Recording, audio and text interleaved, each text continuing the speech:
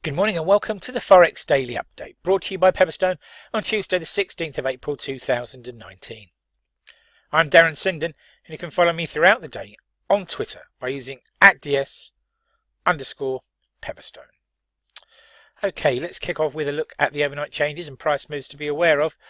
Relatively quiet session excuse me, on the global foreign exchanges overnight, but there were a couple of key points to flag. First of all, a reversal of fortune for the Australian dollar, falling by 0.35% against its US rival overnight and basically halving its previous weekly gains, trading back down at 71.47.90 shortly before we recorded the video, and we'll look at some of the reasons behind that fall a little bit later on this morning.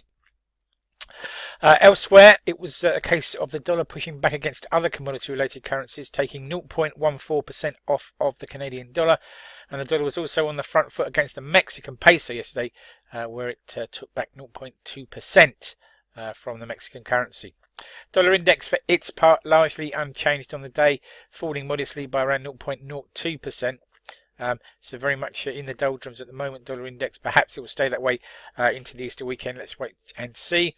Meanwhile, the South African rand, having had plenty of momentum across the previous week, also lost ground, giving back 0.13% against the US dollar and trading with a 14 handle once more.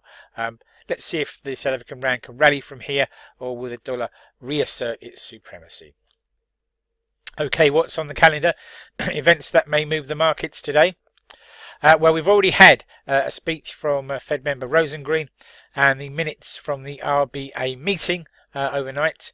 To come this morning at 08:30 GMT, we will have unemployment and average earnings data even out of the UK, as well as claim account change data for the month of March. So a good look at the labour market in the UK there. Then at 9 AM GMT, we will have the ZEW survey data out of Germany. That's economic sentiment and current situation data for the month of April. And that'll be followed at the same time by the ZEW survey for economic sentiment from across the whole of the Eurozone. So a chance really to get a look at how economic watchers in Germany and the Eurozone as a whole are thinking about the performance of the economies there. At 13:15 GMT, we'll cross over the Atlantic to the USA for industrial production data for the month of March. And then we pause until 1800 hours GMT tonight, when Fed member Kaplan will be speaking.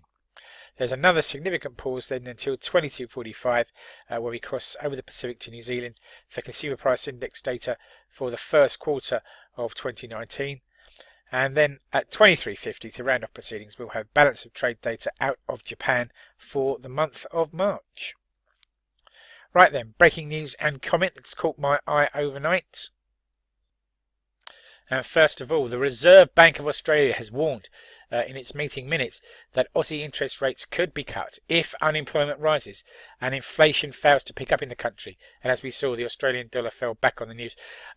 It's not a surprise that the RBA would mention the possibility of rate cuts, or not that much of a surprise because they've already done so earlier this year.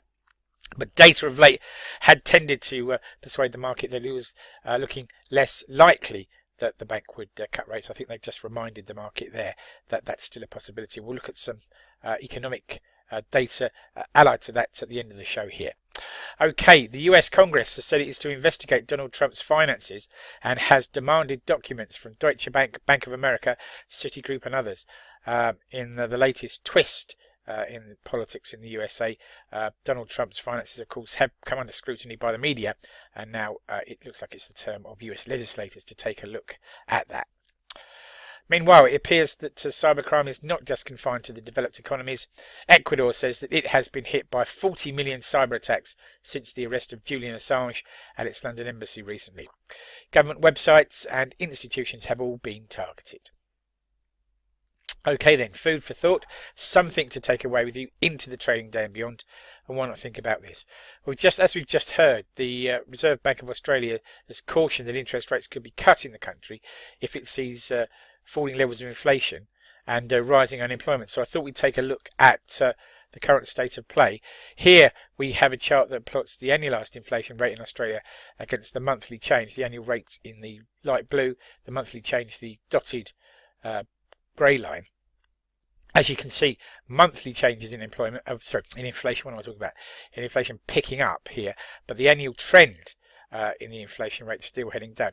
Inflation in Australia running around 1.8% at the moment, but if that trend continues to push higher, then I think we might see an upturn here in the annualized number.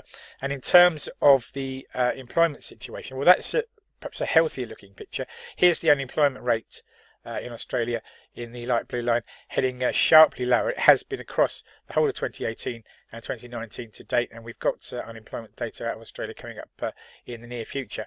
Meanwhile, job vacancies continue to rise. So the labour situation and the job market there looks fairly strong.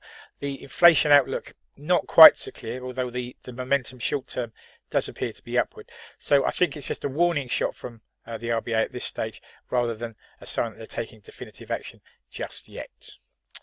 Okay, it's risk warning time. Please do take a moment to read this risk warning, as trading in CFDs and foreign exchange on margin can be a risky business. If you're in any doubt about those risks or the suitability of leverage products for you, then please do contact your Pepperstone account representative. We'll be happy to take you through those. And as I say, do take a moment please to read this risk warning thoroughly. Thank you very much for your time today.